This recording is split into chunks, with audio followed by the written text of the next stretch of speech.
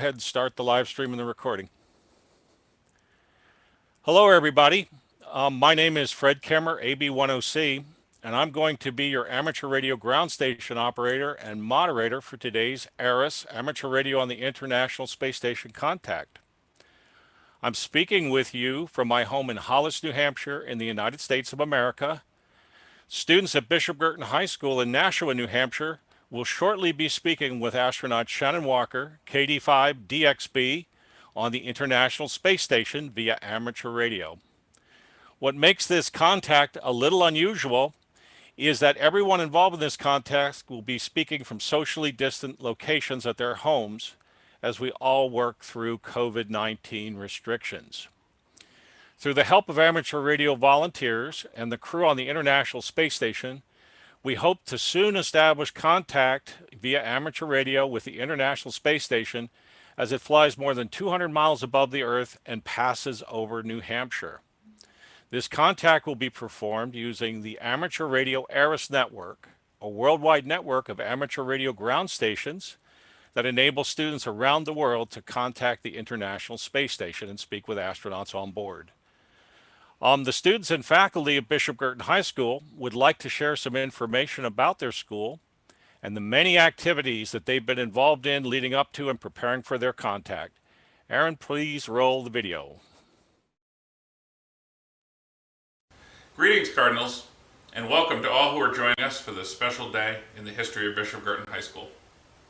BG has been selected among just a handful of schools to speak with the International Space Station, and after 18 months of preparation, the voices of our students will be heard today in space. Hello to all of you and welcome. My name is Karen Krivak, KC1KBW. I'm a science teacher here at Bishop Guertin High School and the moderator of our extracurricular STEM club. Before we begin today, it is really important to note the many individuals who helped make this opportunity possible. First, I'd like to thank the Nashua Radio Society, who has not only provided to our students the education and equipment to engage in numerous STEM activities throughout these past years, but has also provided to us the countless time and funding to help support this event. We also thank the Bishop Guertin faculty for educating our students throughout the past year by including a variety of space-related themes into our content. We thank the staff for coordinating the various pieces that help promote this day and to make it run smoothly. We also thank the STEM Club for the additional information that they will provide in this presentation about frequently asked questions to astronauts on the International Space Station. And we cannot forget to thank ARIS, Amateur Radio on the International Space Station, and NASA for their collaboration together to bring amateur radio into education and to share the importance of STEM learning. Our school is Bishop Guertin High School. It is a private college preparatory Catholic high school that educates students from over 40 communities in both New Hampshire and Massachusetts. It was founded by the Brothers of the Sacred Heart in 1963 and provides an environment that fosters respect, compassion, and trust in which young people can grow and develop. We have a strong STEM program in which 38% of our graduates continue to study in this field, receiving degrees in engineering, health sciences, and computer science. We are BG.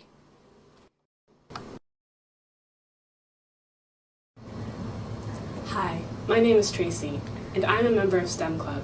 Our interest in amateur radio that has led to this really great event today began 4 years ago when Fred Kemmerer, AB10C from the Nashua Radio Society, approached our school offering to introduce our students to a variety of STEM activities that involved amateur radio communication.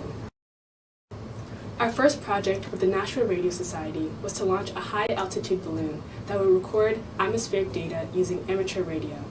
The balloon traveled 118,000 feet into the stratosphere, expanding to a diameter of 30 feet before bursting and capturing fantastic views of our planet. At the conclusion of this launch, the STEM Club members prepared and presented a thorough report of the data to the Nashua Radio Society.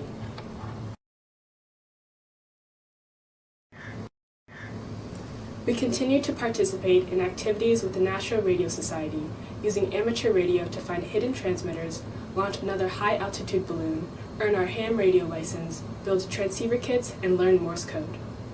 Our excitement in radio continued to flourish, bringing us to today, where we will use amateur radio to communicate into space, speaking with an astronaut on the International Space Station.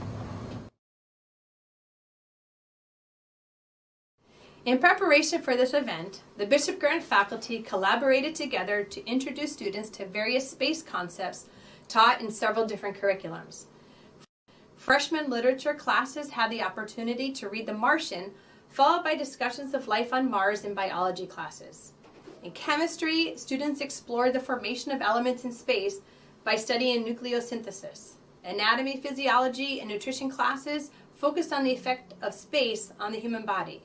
In physics, students used Kepler's law to determine the orbital period of the ISS. U.S. history classes discussed the space race and how the foundation of NASA and space exploration impacted U.S. policy. In computer science, CAD fundamentals introduced students to 3D designs, including the ISS, that could be generated using a 3D printer. Theology classes explained how Christian faith fosters and affirms science, and how science supports the credibility of faith.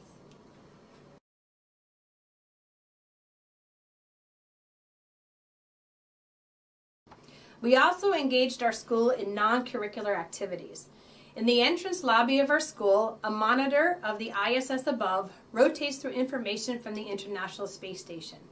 A few weeks ago, the student body participated in a school-wide Kahoot challenge designed by the STEM club members about the ISS. This student graphic design became our image on social media 1 week before the contact. Hello, my name is May, KC1 OMG. Today our contact with the International Space Station will use amateur radio, also called ham radio. What is ham radio?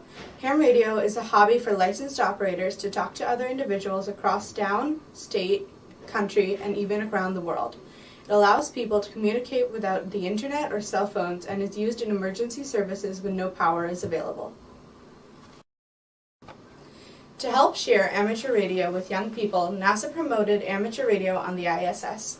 Rosalie White, K1ST, Program Manager of ARIS, said, "The overall objective of ARIS, amateur radio on the International Space Station, is to inspire an interest in science, technology, engineering, and mathematics, and in STEM careers among young people using NASA missions and resources." November Alpha 1 Sierra Sierra. This is Alpha Bravo 1 Oscar Charlie. How do you copy? Hello, this is Nick. I'm a member of the STEM Club. These are the call signs that will be used today to contact the International Space Station. Our communication today will begin when the ISS is above our ground radio station AB10C in Halls, New Hampshire. As our radio control, Fred Kemmerer begins to call the ISS on the radio using the call sign NA1SS, November Alpha 1 Sierra Sierra. His satellite antenna will rotate to follow the station and will amplify his signal to reach the external antenna on the International Space Station. This signal will be transmitted internally where our astronaut will return the call. Once the astronaut returns the call, Bishop Guertin students will begin to ask questions.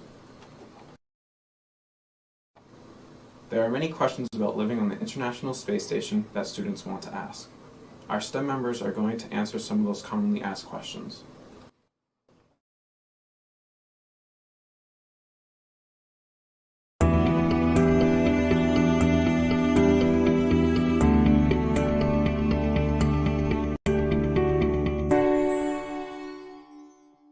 Hi, my name is Aya, and I'm here with STEM Club to share with you some facts about the International Space Station.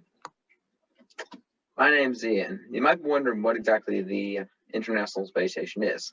It's a space station designed to carry out scientific experiments in microgravity environments.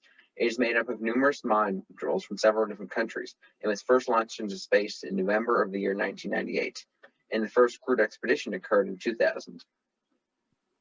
My name's Tamara, and you also might be wondering who participates on the ISS. The United States, Canada, Russia, Japan, and even the European Space Agency all send astronauts to the ISS. Currently, the 7 crew members of Expedition 64 are from Japan, Russia, and the United States. Hi, my name is Nicholas, and you also may be wondering How fast does the ISS travel? The ISS travels at around 17,310 miles per hour and orbits the Earth every 90 minutes. In 24 hours, it travels through 16 sunsets and sunrises. Hi, I'm Bridget. Another common question is how big is the ISS? The space station is approximately the length of an American football field and the height of a 5-story house. The average number of astronauts on the ISS at any one time is 6, and the average stay lasts about 6 months. Hi, I'm Dylan, and you might be wondering how the astronauts stay in shape in a microgravity environment. Astronauts exercise regularly 2 to 3 hours a day on a bike, treadmill, or weightlifting machine to prevent muscle and bone loss. Hi, I'm Tracy. So where do astronauts even sleep? So astronauts have personal quarters, but they're only the size of a phone booth, and they sleep inside a sleeping bag that is attached to the wall to prevent it from floating away. Hi, I'm Jackson, and you might be wondering, do astronauts have a way to communicate with home? And the crew members can communicate with their families via email, video chats, and even a ham radio. Hi, my name is Ashley. You might also wondering when astronauts have free time, what do they do? During their limited free time, the astronauts will read books, play instruments, listen to music, and take pictures. Thank you for listening.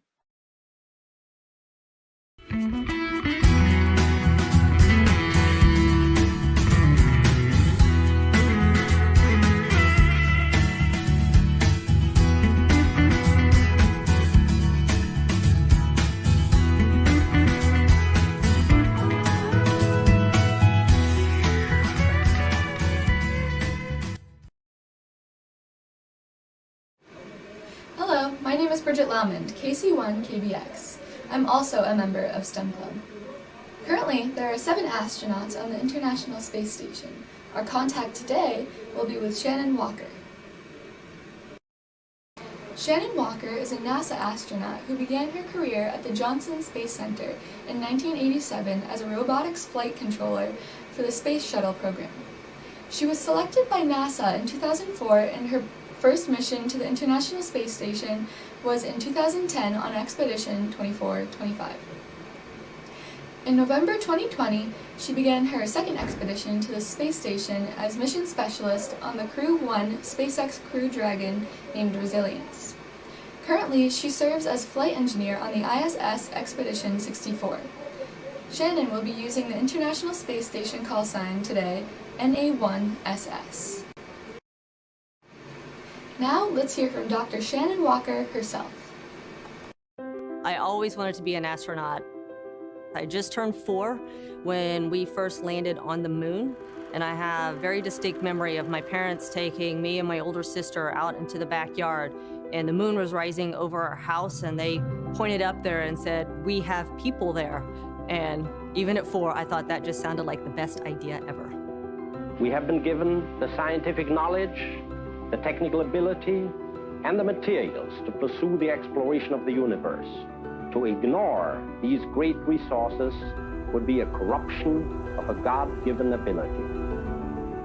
I had seen a new class of astronauts that had been hired for the space shuttle, and I was reading in the newspaper what their qualifications were, and just going through some of them, I realized I can do that, and that was a big turning point. I'm Dr. Shannon Walker, NASA astronaut, and I am getting ready to fly on the Crew 1 mission to the International Space Station. Crew 1 is the first operational mission of the Crew Dragon vehicle to the International Space Station. I was not expecting the call to be assigned, and so anytime you get a flight assignment, it's tremendously exciting.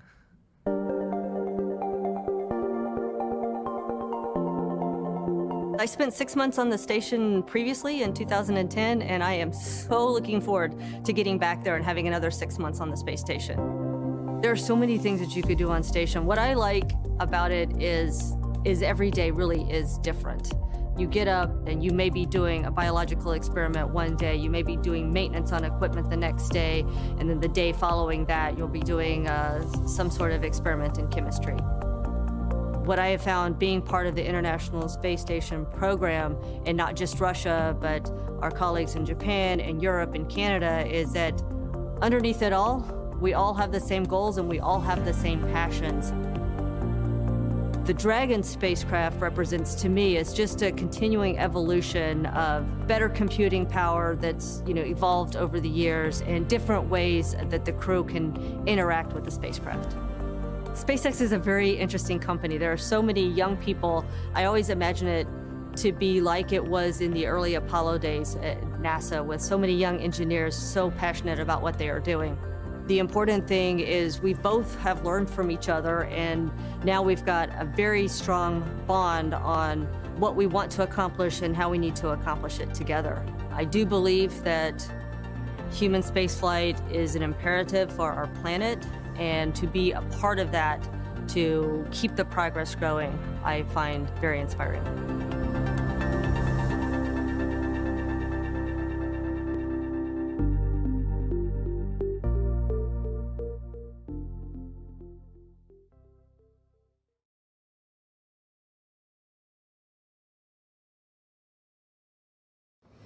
Over 70 BG students expressed an interest in talking to an astronaut.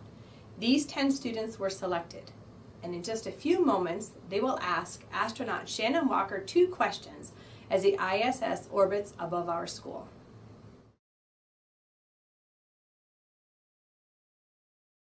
Let's go live now to our ground station, AB10C in Hollis, New Hampshire.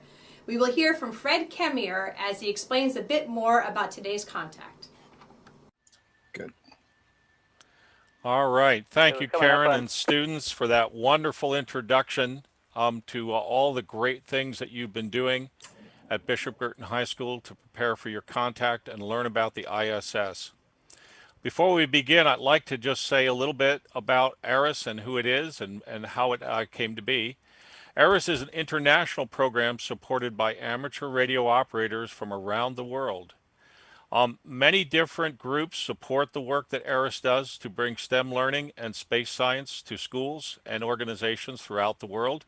Some members of ARIS include the American Radio Relay League, the ARRL, the Worldwide AMSAT Radio Amateur Satellite Corporation, as well as space agencies around the world, including the Canadian Space Agency, the European Space Agency, the Japanese Space Agency, NASA, the National Aeronautics and Space Administration here in the United States, and Roscosmos, the Russian Space Agency. Without the help of all of our partner organizations, the contact today and all of the wonderful learning opportunities that it helps to create would not be possible, and we all thank you very, very much for supporting our work. I'm going to be serving as the ground station today that will provide the radio link between the Bishop Guertin High School students and the International Space Station.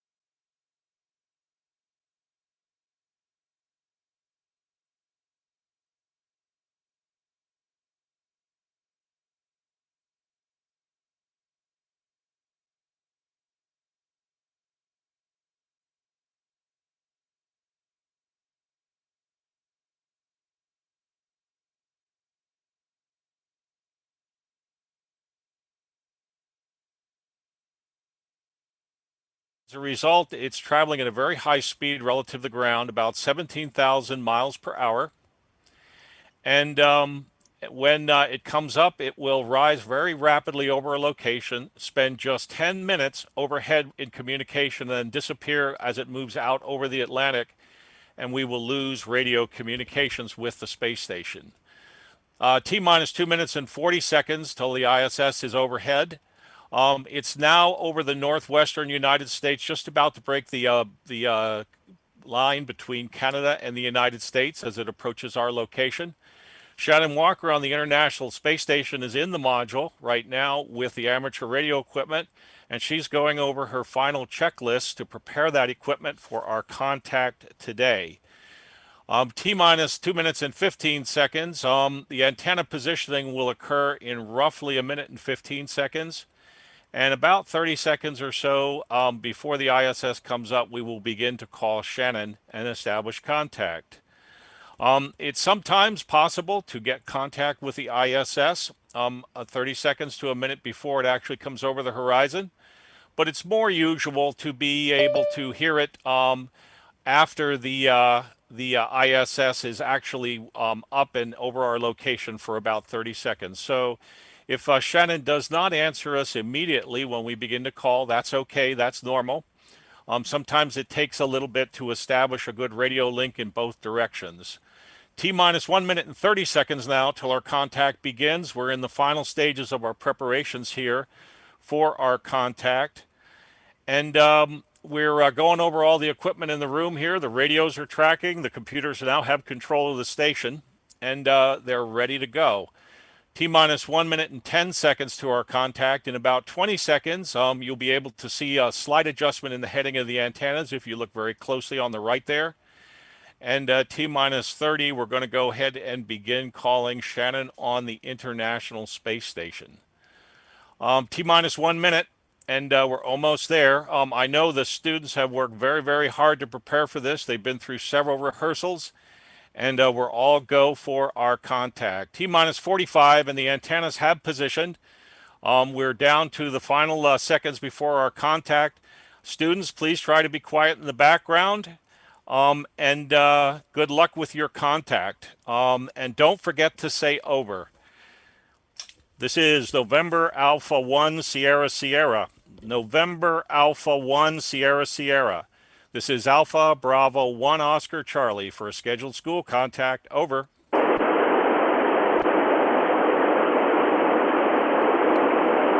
November Alpha 1 Sierra Sierra. November Alpha 1 Sierra Sierra.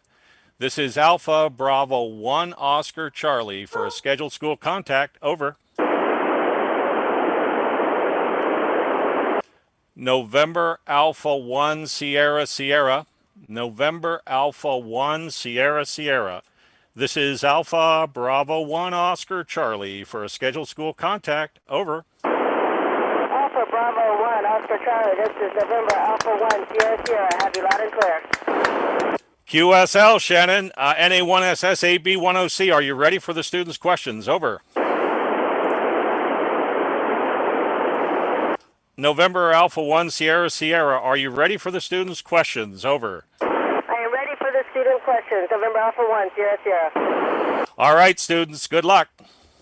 Hi, my name is Aya, KC1JEV, and what landmark on Earth looks the most amazing from space? Over. Aya, you know what? I think the Grand Canyon looks most amazing from space. Sometimes when the light hits it just right, it looks like it's raised above the Earth as opposed to being a giant canyon. Over. My name is Shay. What day-to-day task is most challenging in space? Over. Shay, you know what? Sometimes it's the simplest task that can be the most challenging in space. Sometimes just having lunch can be a big chore. Over. Hi, my name is Brandon. What inspired you to become an astronaut? Over. Brandon, I was 4 years old when we first landed on the moon. I've wanted to be an astronaut ever since then. Over.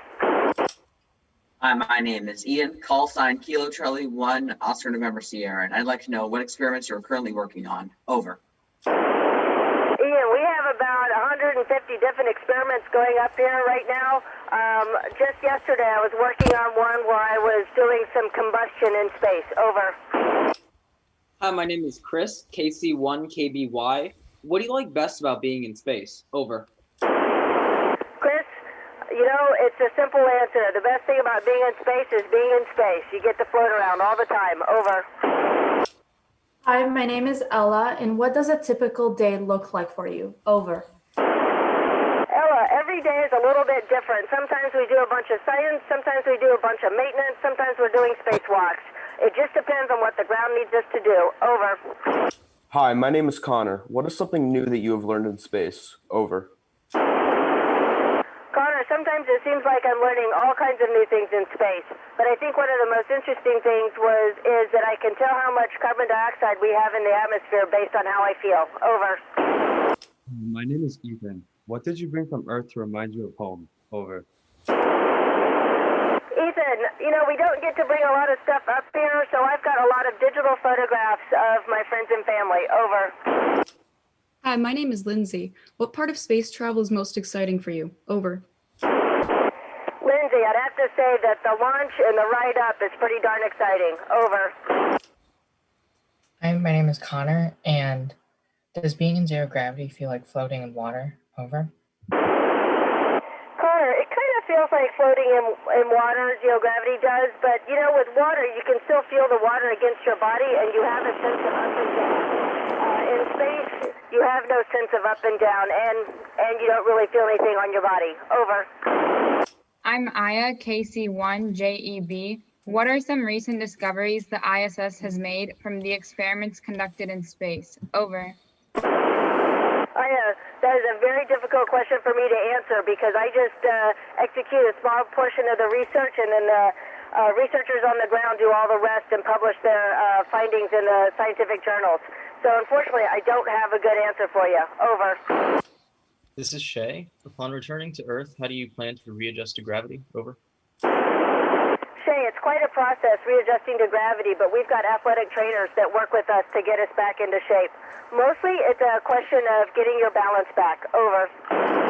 Hey, I'm Brandon. What are your thoughts as you prepare for liftoff? Over. Brandon, there are so many things going through your mind when you lift off. This time I was wondering whether the Dragon spacecraft was going to feel like riding on the Soyuz rocket. All right, this will be our last question. Hi, this is Ian, call sign Kilo Charlie 1, Oscar November Sierra, and I'm wondering, as an experienced astronaut, what advice would you give to new astronauts heading to the ISS? Over.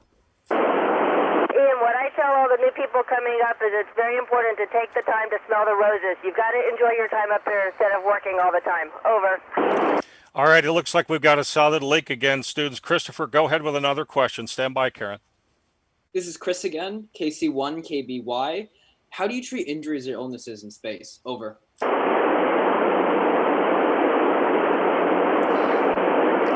November Alpha 1, Sierra Sierra. Any final copy on AB10C?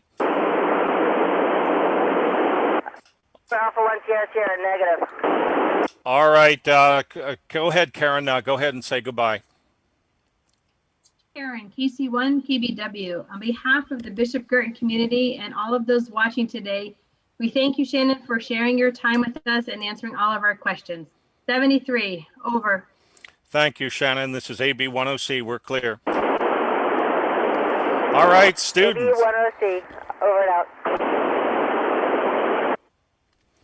All right, students, congratulations on a successful contact with the International Space Station. You all did a wonderful job. We've been part of making history today, everyone who's watching us on live stream, by joining the students of the Bishop Guertin High School as they made contact with Shannon Walker KD5DXB on the International Space Station. On behalf of ARIS, the international, and all the volunteer teams that support our international organizations, sponsors, and space agencies, this is Fred, amateur radio operator AB10C, sending my greetings to all of you in traditional amateur radio terms. 73 and best wishes. You can stop the live streams, Aaron.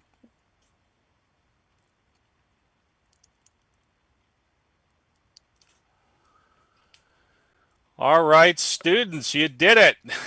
Way to go. Fantastic job. Everybody did a great job of asking their questions.